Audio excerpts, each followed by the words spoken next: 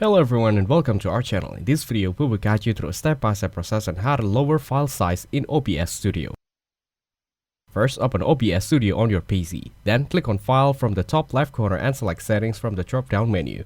Now click on Video from the left panel. Here, check the base canvas resolutions and output scaled resolution. Lowering the output resolution can help reduce file size. Next, check the common FPS values and consider lowering them if file size is a concern.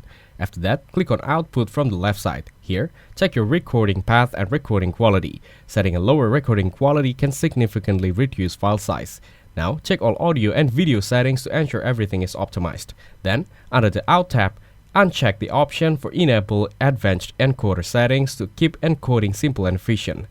Next, adjust the video bitrate. Lowering this value will reduce file size. But be mindful that too low a bitrate can affect quality. Finally, review all your settings, then click on Apply and OK to save the changes.